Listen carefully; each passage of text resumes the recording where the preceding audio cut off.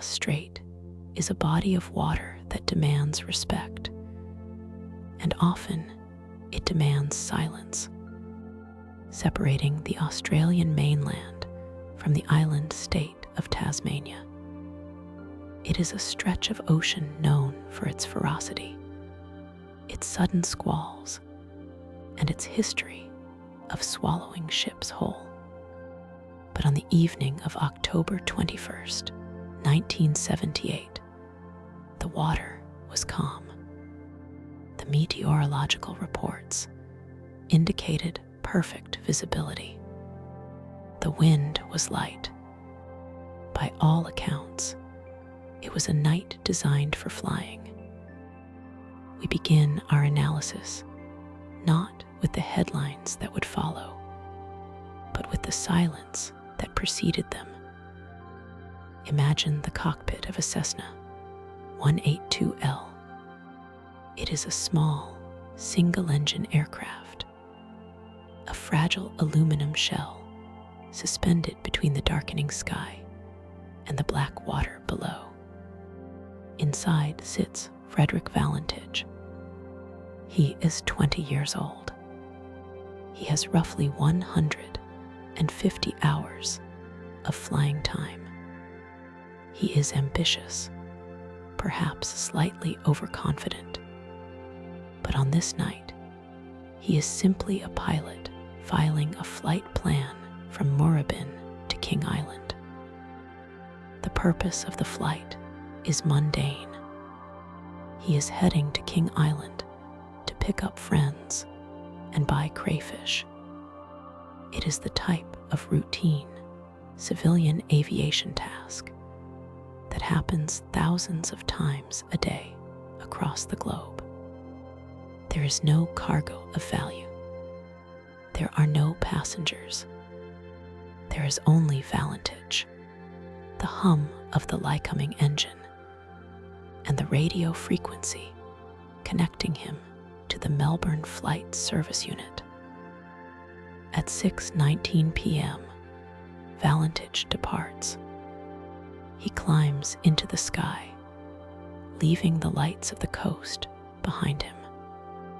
As he passes Cape Otway, the sun is setting, casting long, bruising shadows across the water.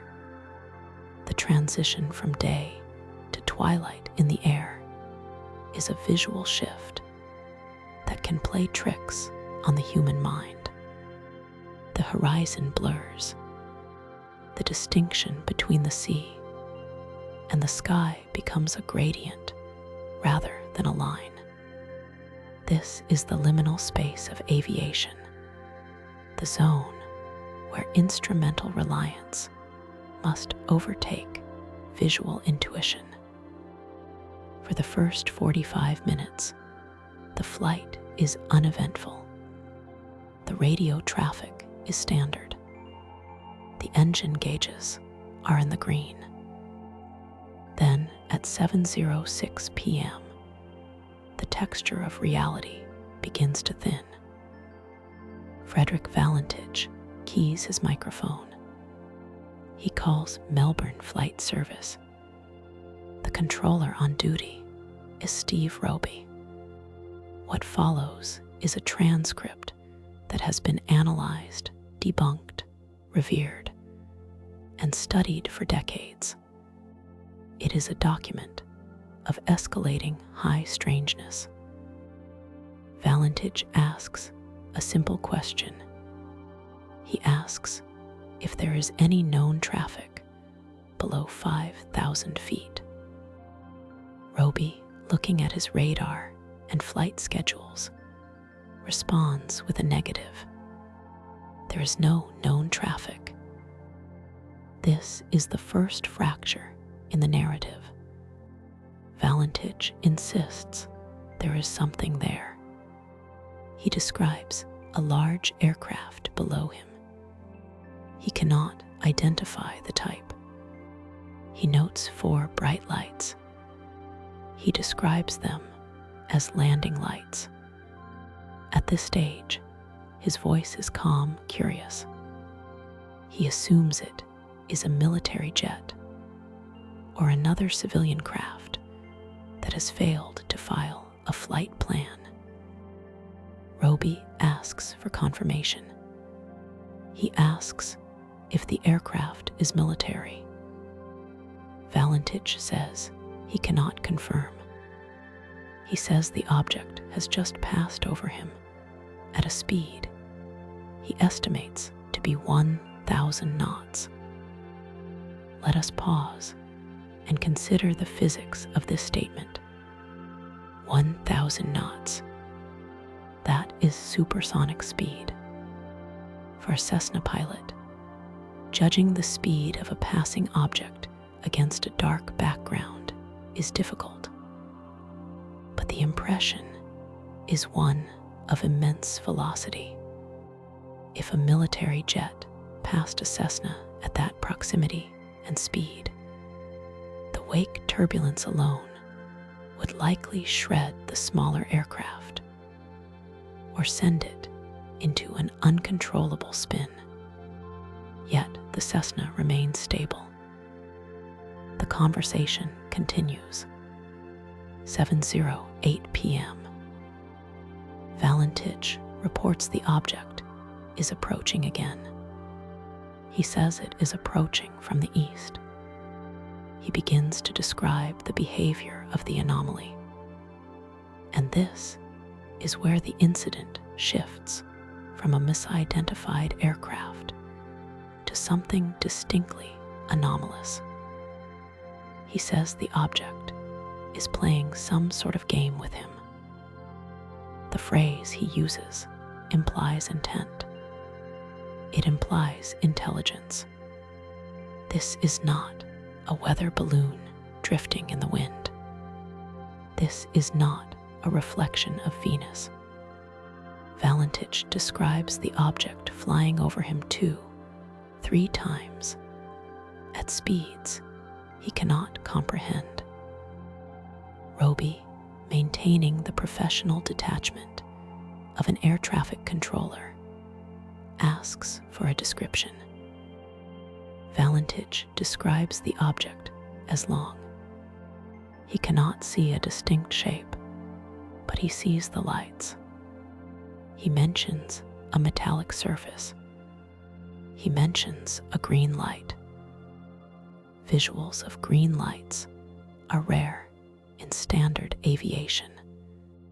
Navigation lights are red and green, yes, but a dominant, glowing green light is a hallmark of high strangeness cases from the 1940s and 50s.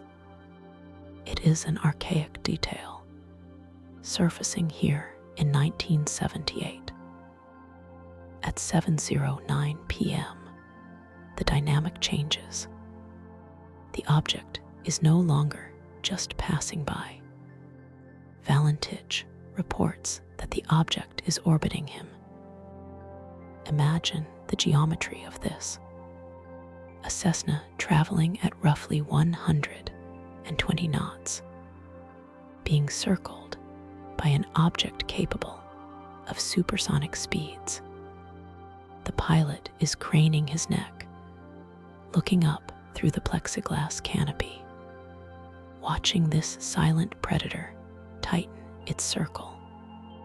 He tells Roby the object has a shiny metallic surface, and the green light is reflecting off his own aircraft. This detail is visceral. It grounds the event in the physical world. The green light is not just a point in the distance. It is bright enough to wash the interior of the Cessna in an alien hue. It is illuminating the instrument panel. It is reflecting off the pilot's face. At 7:10 p.m., the situation deteriorates. Valentich reports that the object has vanished. Roby tries to clarify. Was it a bird? Was it a cloud? Valentich confirms it is gone. But moments later, it reappears. And this time, it is not flying. He says the object is hovering on top of him. Then comes the line that has defined this mystery, the line that chills the blood of anyone who listens to the recreation of the audio. Valentich says, "It is hovering and it is not an aircraft." The cognitive dissonance in that sentence is profound. He is a pilot. His vocabulary is built around aircraft. Yet, faced with this object, his brain rejects the classification. It is a machine, but it is not an aircraft. Immediately following this transmission, the Cessna begins to fail. The engine starts to run rough. You can hear the change in the frequency of the background noise in the transmission recordings. The steady drone of the Lycoming engine begins to cough, to sputter. Roby asks for his intentions. Valentich says he is proceeding to King Island. He says the unknown aircraft is hovering on top of him again. He says it is stationary. Stationary. The Cessna is moving forward, struggling to maintain altitude. Yet this object is matching its vector perfectly, pinned above it like a specimen on a slide. At 7:12 p.m., the microphone on the Cessna stays open. For 17 seconds, there is no voice. There is no scream. There is no splash. Instead, the recording captures a sound that has defied definitive explanation for over 40 years. It is described as a metallic scraping, a grinding noise. It does not sound like a crash. A crash into water at speed is a violent, percussive event. It is a sudden stop. This sound is prolonged. It is mechanical. It sounds like metal shearing against metal. It sounds like two heavy objects making forceful contact. Some audio analysts have suggested it sounds like the microphone brushing against a uniform. Others suggest it is the sound of the engine seizing. But those who subscribe to the high strangeness hypothesis suggest something else. They suggest it is the sound of capture. Then the transmission cuts. The radio frequency falls silent. Steve Roby calls out to Delta Sierra Juliet. He calls again and again. There is only static. The silence that follows is heavy. It is the silence of the Bass Strait returning to its natural state. In the immediate aftermath, the protocols of search and rescue were activated. This was not a mystery yet. It was a downed pilot. The assumption was a crash. The assumption was that the young pilot became disoriented, entered a graveyard spiral, and impacted the water. Search planes were in the air within hours. Ships were diverted. For days, they scoured the ocean surface. They found nothing. No oil slick, no floating debris, no seat cushions, no charts, no body. A Cessna 182 is not a large plane, but it is buoyant enough that parts of it usually float. In almost every aircraft crash into water, something comes to the surface. Fuel rises. Luggage rises. In the case of Frederick Valentich, the ocean offered up zero evidence. It was as if the aircraft had simply ceased to exist at 7:12 p.m. But there is one final detail to the incident itself, a detail often left out of the more skeptical reports. On the night of the disappearance, Roy Manifold, a plumber and amateur photographer, was at Cape Otway. He had set up a tripod to take time-lapse photographs of the sunset over the water. He was positioned roughly where Valentich would have been flying. He took a series of photos. When the film was developed, the pictures showed the darkening sky, the water, and the clouds. But the final frame showed something else. In the upper right corner of the photograph, seemingly erupting from the water or hovering just above it, was a dark, amorphous shape. It looked like a splash, or perhaps a cloud of exhaust, or perhaps an object moving so fast it blurred the film. Analysis of the photo has been inconclusive, but the timing aligns. The location aligns. Something was in the air that night. The incident of Frederick Valentich's disappearance is a masterclass in the uncanny. It follows a narrative structure that feels almost scripted, yet it played out in real time over a government radio frequency.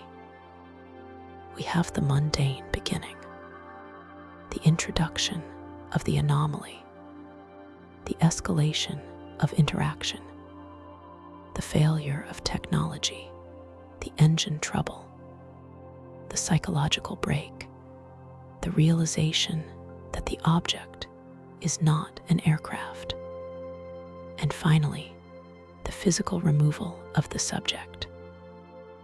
It is a locked room mystery where the room is the open sky.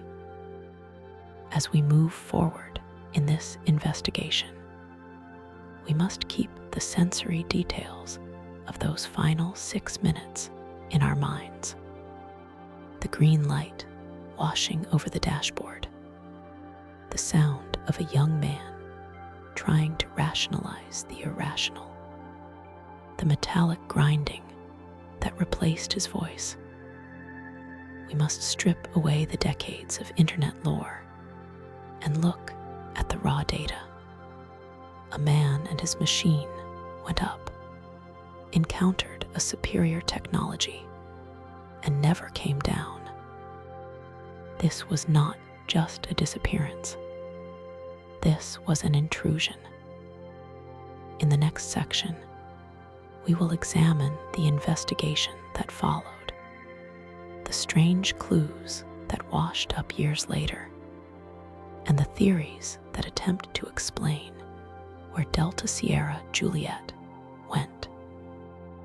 But for now, we leave Frederick Valentich suspended in that final moment, orbiting in the dark, staring up at a green light, realizing that he is no longer the predator in the sky, but the prey. To understand the disappearance of Frederick Valentich, one must first look away from the sky and toward the water. To view this event solely as an aviation incident is to ignore the stage upon which it was set. We must examine the geography, the machine, the man, and the specific frequency of the cultural atmosphere in 1978. This is part 2 The context. The Bass Strait is a stretch of water separating the island state of Tasmania from the Australian mainland. In the maritime and aviation communities of the Southern Hemisphere, it possesses a reputation that borders on the malevolent. It is approximately 150 miles wide and connects the Great Australian Bight to the Tasman Sea. The currents here are violent, the winds are unpredictable, and the weather patterns are born from the Antarctic convergence, capable of shifting from calm to cyclonic in a matter of hours. Long before the phrase Bass Strait Triangle was coined by tabloid journalists, this stretch of ocean was already a graveyard. Since the founding of the colony, hundreds of ships have been lost in these waters. It is a place of geographical isolation where the horizon line between the dark ocean and the night sky is frequently erased, creating a sensory void known to pilots as a black hole approach. When flying over water at night without a visible horizon, the human vestibular system fails. Up becomes down. The sea becomes the sky.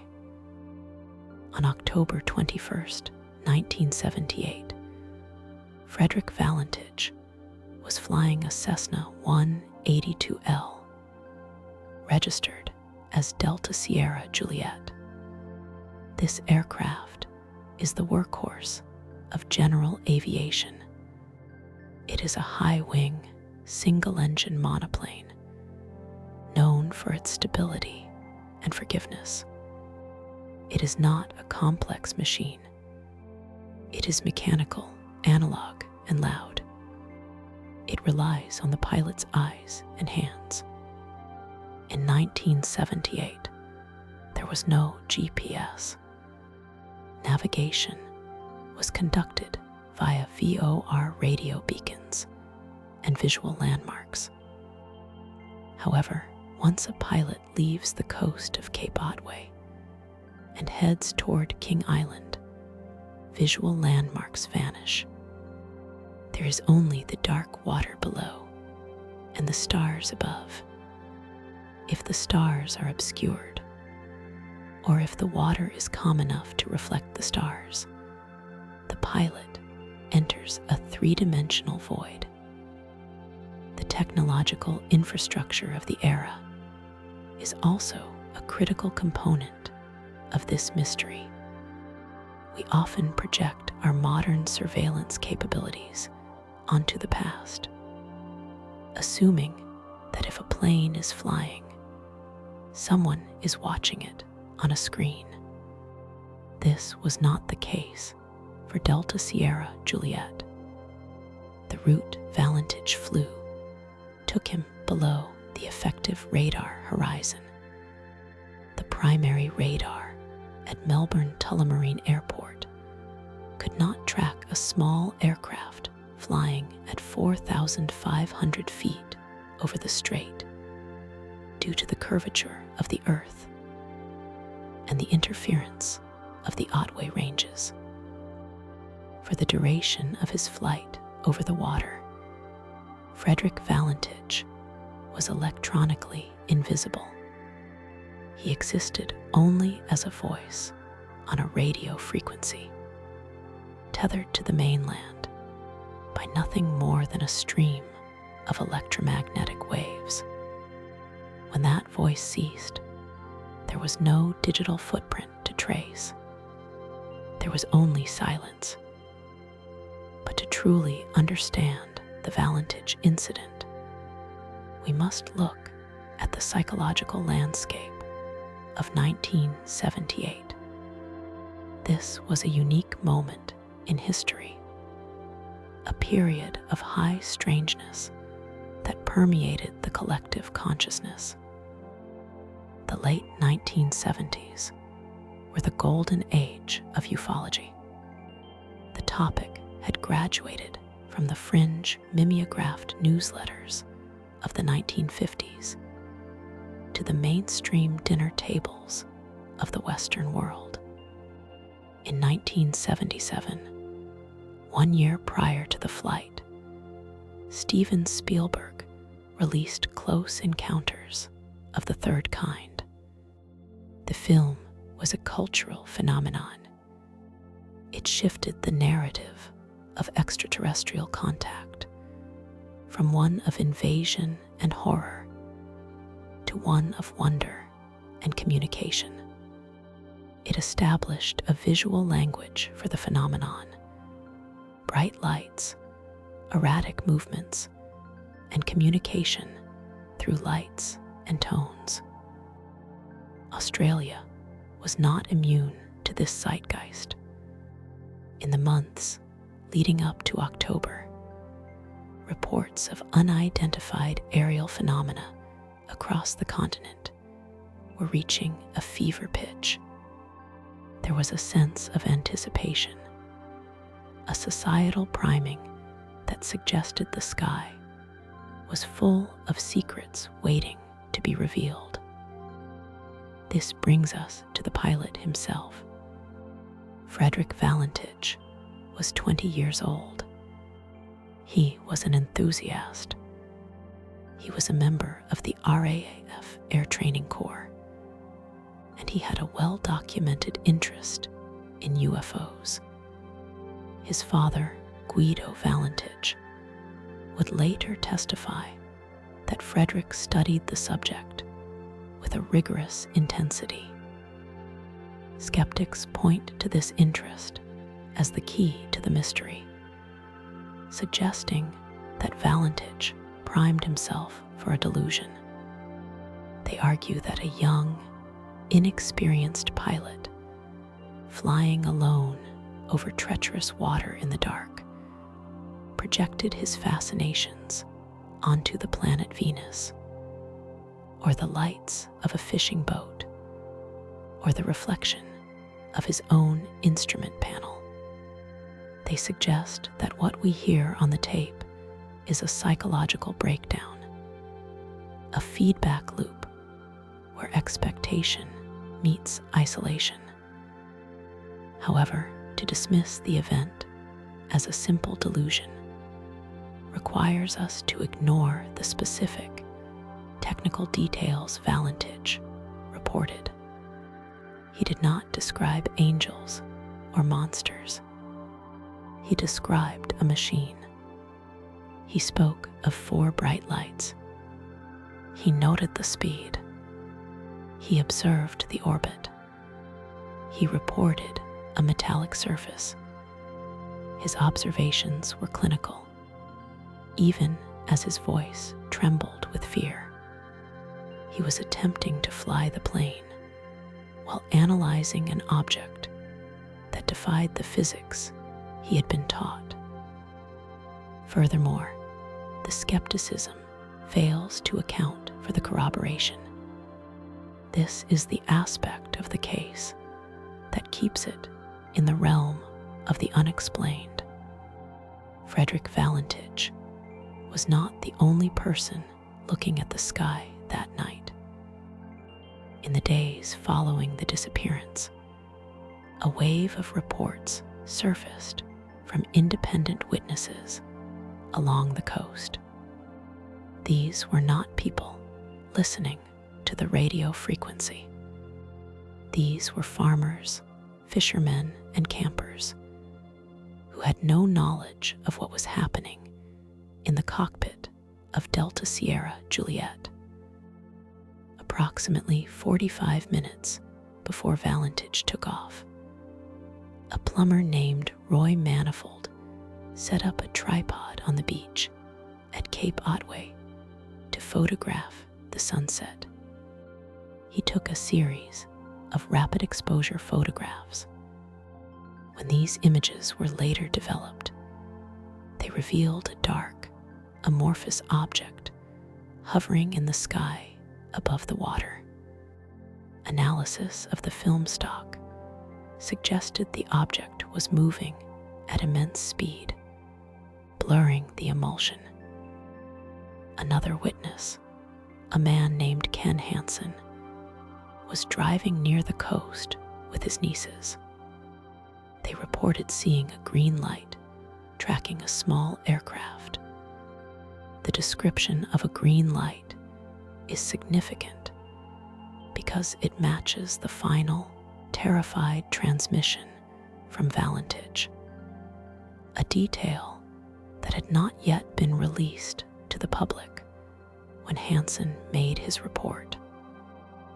There were also reports of erratic radio interference. The same metallic, scraping sound that ended Valentich's transmission was heard by others. This sound was not merely static. It was described by the Department of Transport investigators as a metallic sound of undefined origin. It does not match the frequency signature of a crash, a splashdown, or a mechanical failure of the Cessna's engine. It is a sound that suggests an external source, a high-energy interference that overwhelmed the radio transmitter. We must also consider the reason for the flight. Valentich had filed a flight plan stating he was going to King Island to pick up friends and retrieve some crayfish. However, investigations revealed there were no friends waiting for him. There were no crayfish. He had told his girlfriend he intended to fly out, but the purpose remains opaque.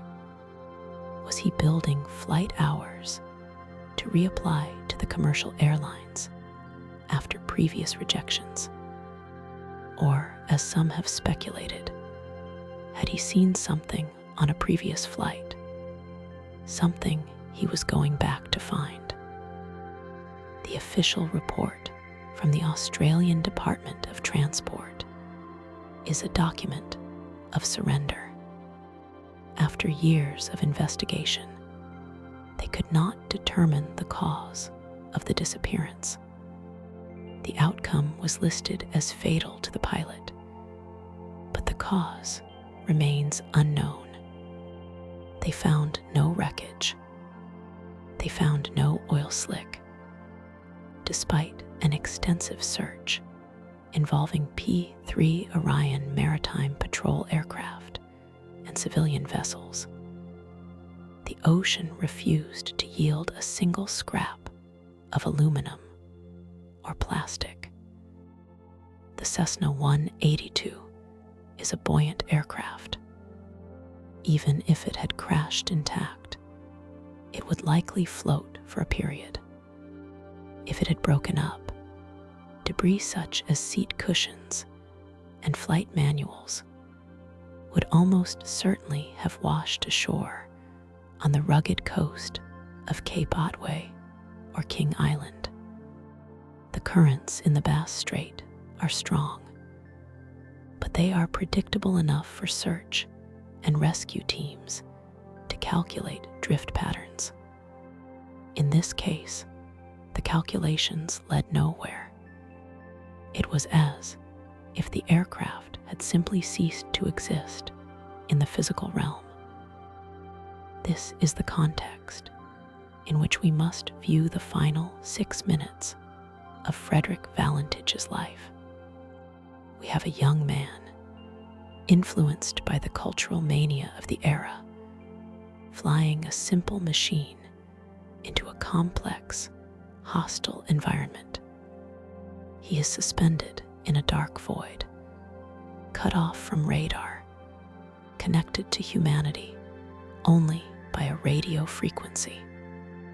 And in that void, he encounters something that his mind cannot process. The tragedy of the Valentich mystery lies in the convergence of these factors. If it had happened in daylight, he might have seen the object clearly. If he had been under radar surveillance, we might have a track of the intruder. If he had been flying a more advanced aircraft, he might have outrun it. But he was alone. The era was 1978. The location was the Bass Strait.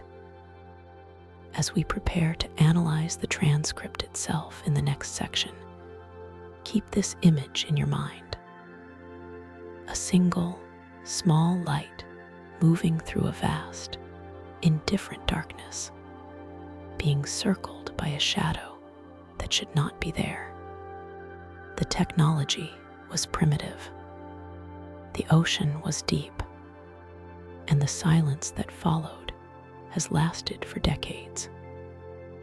This was not just a plane crash. It was a collision between the known world and the unknown, happening in real time, recorded on magnetic tape, and filed away in a dusty government cabinet. Let us now turn our attention to the transcript. Part 3. The investigation. The static did not merely mark the end of a transmission. It marked the beginning of a silence that has lasted for more than 4 decades. When the microphone keyed off at 7:12 p.m. on October 21st, 1978, Frederick Valentich did not simply crash. In the eyes of the public and the archives of the Department of Transport, he evaporated. The immediate aftermath was a flurry of kinetic energy, a sharp contrast to the stillness of the radio waves. A Royal Australian Air Force Orion aircraft was airborne by that evening. For 4 days, search crews scoured the Bass Strait. They looked for the reflective glint of aluminum, the bright orange of a life vest, or the tragic slick of aviation fuel. They found nothing. There was no flotsam. There was no oil. The ocean, usually eager to return what it has taken in the form of debris, offered no receipts. This total absence of physical evidence is the first anomaly we must catalog. Even in high-impact water landings, aircraft tend to break apart. Cushions float, luggage surfaces, but the Cessna 182, registration Delta Sierra Juliet, had seemingly exited our reality entirely. The official investigation began immediately, led by the Australian Department of Transport. We must look at this through the lens of the era. 1978 was a year where analog records were king. Typewriters, carbon paper, and reel-to-reel tape recorders documented the initial inquiry. The final report, released nearly 4 years later in 1982, is a masterclass in bureaucratic ambiguity. The summary of the investigation contains a phrase that haunts the annals of aviation safety. It states that the reason for the disappearance of the aircraft has not been determined. In the clinical language of accident investigation, this is an open verdict. It is an admission of defeat. The report cites that the cause of the crash was unknown, but presumed fatal. However, beneath the surface of this official summary lies a strata of conflicting theories, anomalous data points, and human tragedy.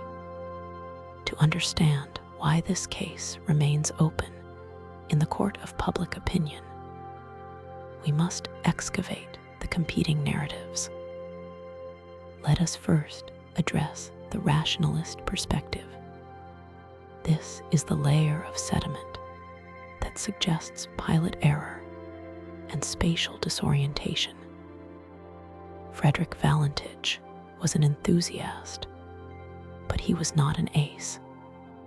He had roughly 150 hours of flying time. He possessed a Class 4 instrument rating, which meant he was authorized to fly at night, but only in visual meteorological conditions. He was not qualified to fly solely by instruments if the horizon vanished. The Bass Strait at night is a notoriously deceptive environment. Pilots speak of a phenomenon known as the leans, or a graveyard spiral, when flying over dark water, with no distinct horizon line separating the black ocean from the black sky. The inner ear can betray the brain. If the aircraft enters a gradual bank, the fluid in the ear stabilizes, telling the pilot they are level when they are actually turning. Skeptics argue that Valentich became disoriented. They suggest that the 4 bright lights he saw were not an alien craft, but the reflections of Venus, Mars, Mercury, and Antares, which were all bright and clustered in the sky that evening. Alternatively, and perhaps more tragically, they suggest he was seeing the reflection of his own aircraft lights on the water, or on a layer of mist he failed to perceive. In this scenario, the orbiting craft he described was his own plane circling in a tightening spiral. The green light he mentioned could have been the starboard navigation light of the Cessna reflecting off the canopy, or the dense atmospheric moisture. The metallic scraping sound at the end of the tape, the terrifying groan of the engine straining as the aircraft was pushed beyond its structural limits, or the sound of the propeller striking water. It is a clean, logical, and devastatingly sad explanation. It reduces a cosmic mystery to a physiological failure. But the investigation found debris that did not fit this clean narrative. Not physical debris, but narrative debris. Enter the realm of high strangeness. Guido Valentich, Frederick's father, never accepted the pilot error theory. Until his death, he maintained that his son was taken. This belief was not merely the product of grief. It was bolstered by the arrival of external investigators. The case attracted the attention of Dr. J. Allen Hynek, the legendary astronomer and ufologist who served as a scientific advisor to Project Blue Book for the United States Air Force. Hynek flew to Victoria to review the case. He did not dismiss it. He cataloged it as a legitimate encounter. The presence of Hynek lends a certain academic weight to the paranormal theory, moving it from the fringe of tabloids to the slightly more respectable desk of paranormal research. The evidence for the anomalous theory relies heavily on corroborating witness reports. On the night of the disappearance, Police reports in the surrounding areas of Cape Otway logged multiple calls regarding erratic lights in the sky.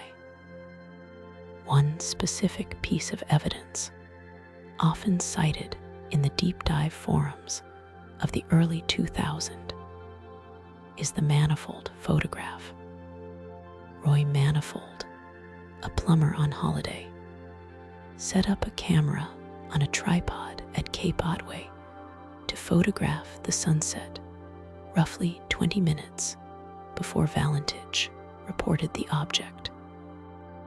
When the photos were developed, one image showed nothing unusual. The next, taken moments later, showed a dark, irregular shape hovering in the sky above the water.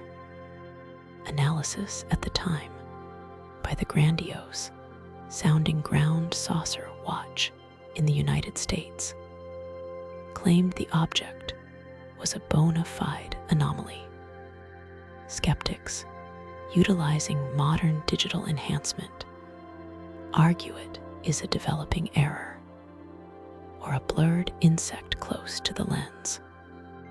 The photo remains a Rorschach test for the observer. If you want to see a craft, you see a craft. If you want to see a fly, you see a fly. Now, we must turn our attention to the modern era. This is where the digital archaeology begins. The Valentich mystery did not die with the closing of the Department of Transport file. It migrated. It was uploaded. It now resides in the liminal spaces of the internet, on Reddit threads, in the archives of Above Top Secret, and in digitized PDF files of declassified government documents. As we sift through these digital layers, we find that the mystery has evolved.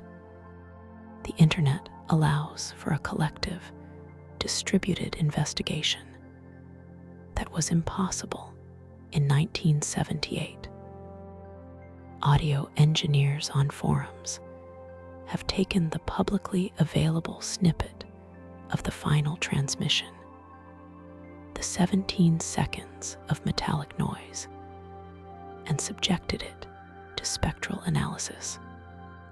They have attempted to scrub the static, looking for hidden frequencies or voices. The consensus among these amateur analysts is that the sound is indeed mechanical, not biological. It does not sound like a splash. It sounds like metal grinding against metal. Some aviation mechanics on these boards have suggested it sounds like the Cessna's engine running rough, potentially due to carburetor icing, a common issue that could explain the rough idling Valentich reported. Others argue it sounds like high-frequency radio interference, the kind caused by proximity to a massive electromagnetic source. The digital footprint of this case also reveals a darker theory, one that was whispered about in 1978, but finds more traction in the cynicism of the online age: the staged disappearance. Digital sleuths point to reports that Valentich was obsessed with UFOs, having watched movies about close encounters and studied Air Force files. They note that he had been rejected by the Royal Australian Air Force twice due to inadequate educational qualifications. He was a man whose dreams of flight were being grounded by reality. The theory posits that Valentich, disillusioned and seeking a way out, orchestrated a hoax. He flew to a predetermined location, landed on a small airstrip, and vanished to start a new life, using the UFO story as a smokescreen. However, this theory crumbles under scrutiny. There is no digital paper trail of a Frederick Valentich living a second life. No social security number hits. No facial recognition matches in crowded photos from other decades. In the age of total information awareness, staying dead while being alive is a feat harder than flying to the moon. Why then does this case remain unsolved?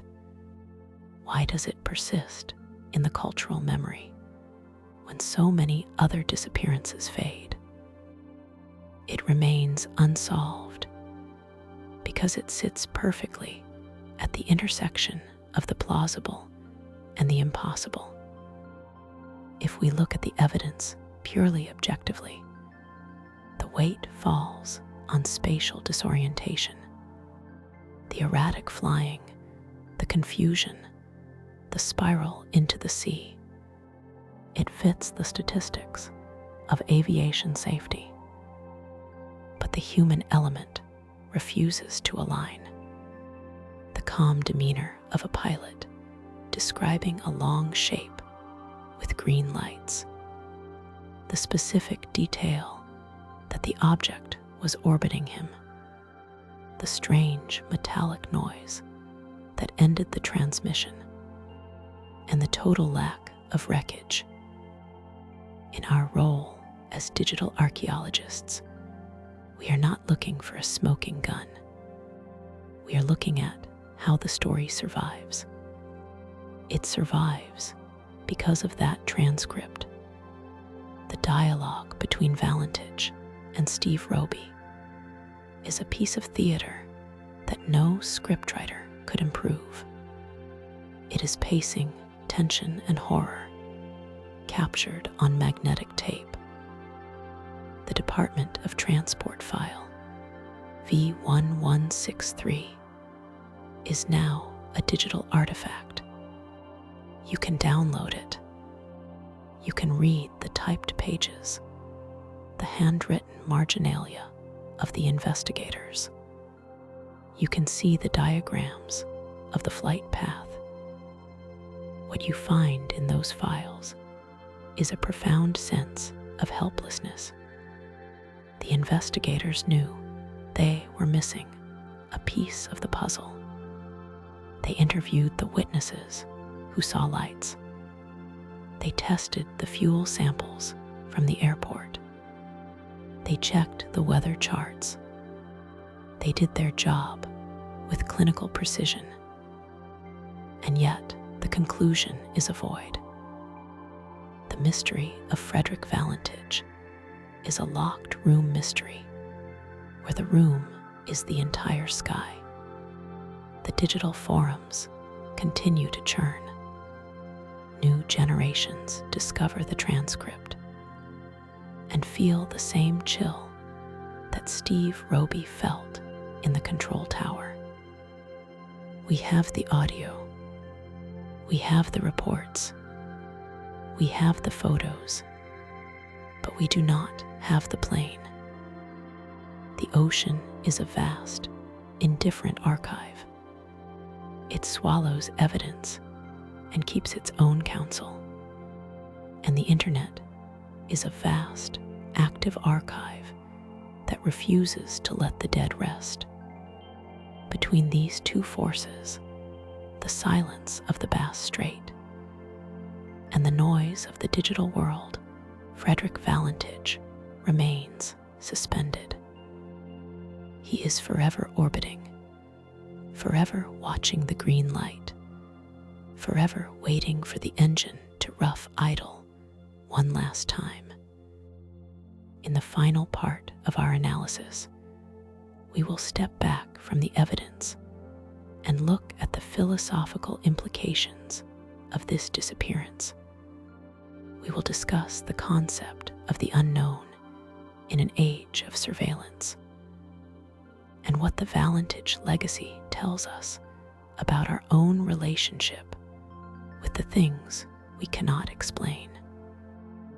But for now, the investigation remains open.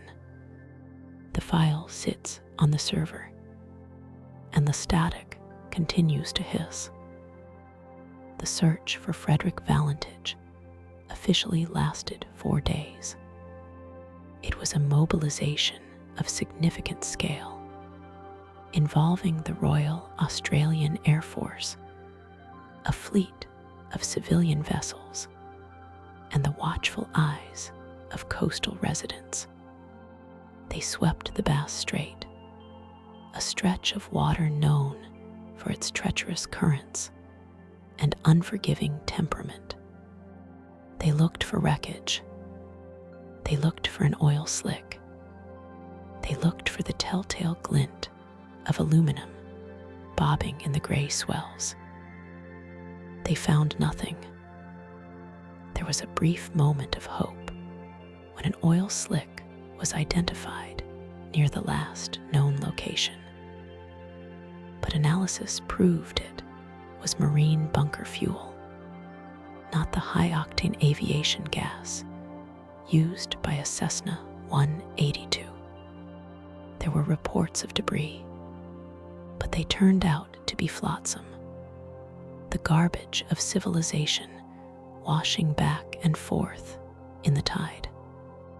The plane, a physical object of steel, glass, and rubber, had simply ceased to exist in the material plane.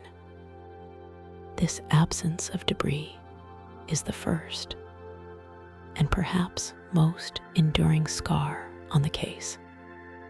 In the vast majority of aviation accidents involving water impact, the physics of the crash dictates a debris field. Even in a controlled ditching, planes often break up or leak fluids, but the Bass Strait offered up no evidence. It swallowed the machine hull. The immediate aftermath was a chaotic blend of bureaucratic confusion and media frenzy. The Department of Transport, the body responsible for aviation safety in Australia at the time, found itself staring into a void. Their final report, released months later, contains a sentence that has become legendary in the annals of the unexplained. After exhausting every technical, meteorological, and psychological possibility, the summary concludes that the cause of the disappearance remains undetermined. This single word, undetermined, is a sterile admission of defeat. It is the bureaucratic equivalent of a shrug. But in the silence left by the authorities, other voices began to fill the vacuum.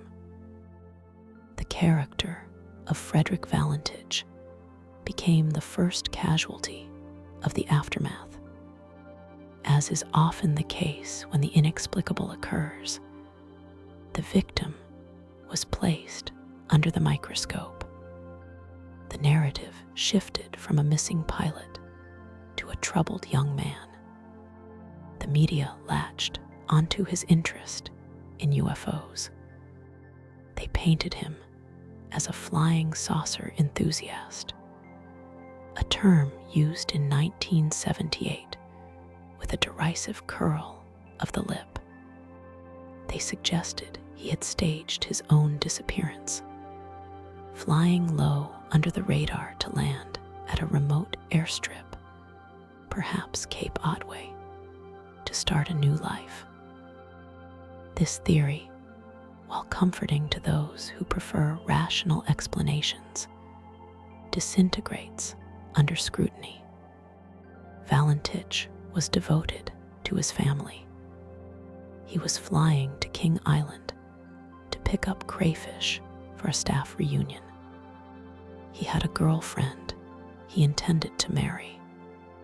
The logistical complexity of vanishing a registered aircraft and a pilot in a heavily monitored corridor without leaving a financial or physical trail implies a level of tradecraft Valentich simply did not possess.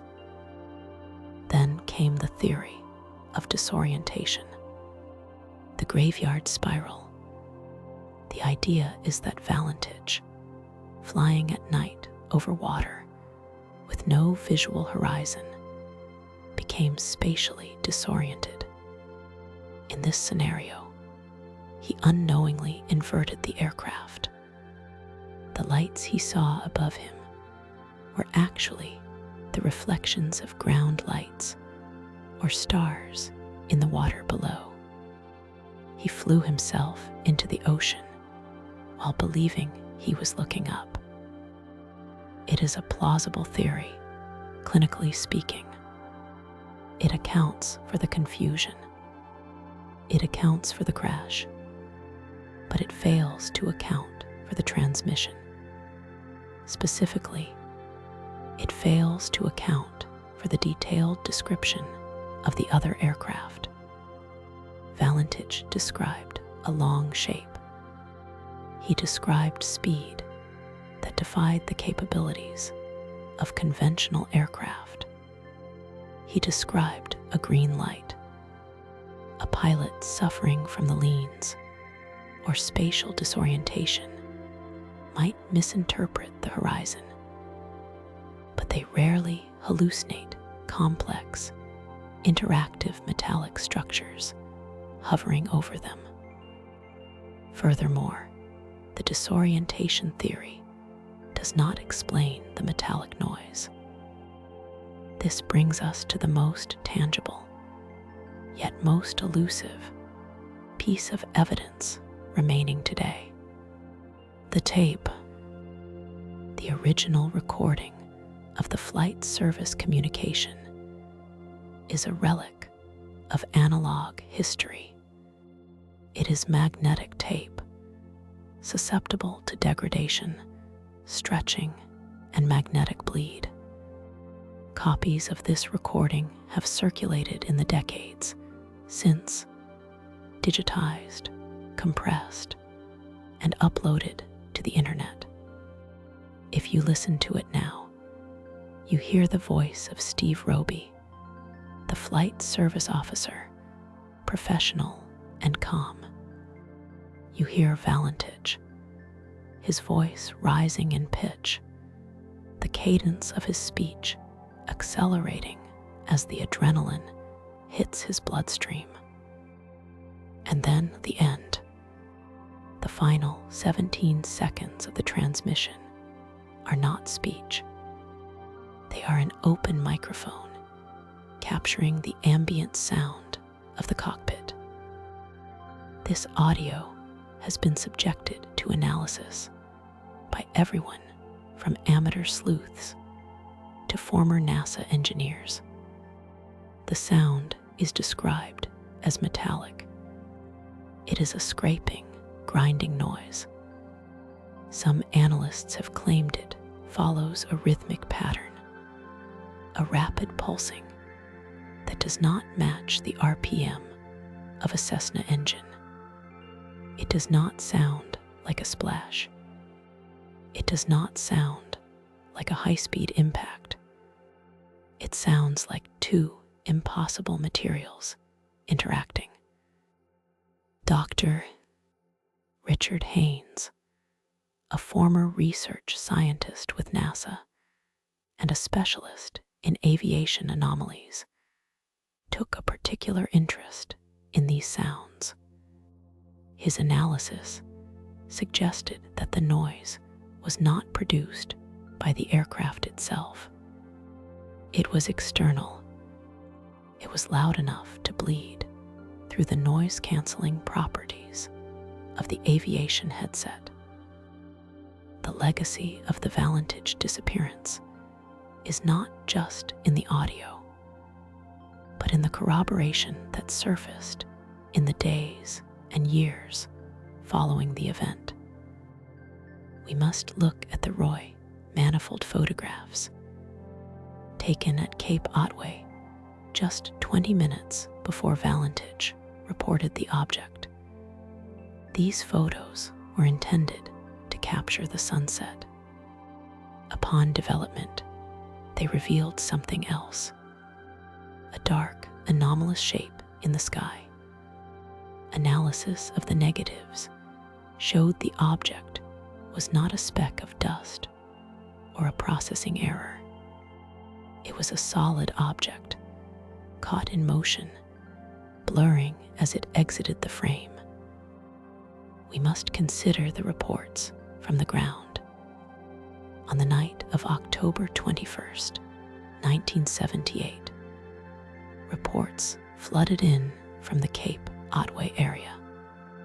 A plumber named Roy, unrelated to the photographer, reported seeing a cigar-shaped object hovering over the coast. He described it as having a green light. This witness had no way of knowing what Valentich was saying over the radio at that exact moment. The synchronization of the green light detail is a jagged piece of the puzzle that refuses to fit into the disorientation theory. Today, the site of the disappearance is a place of profound emptiness.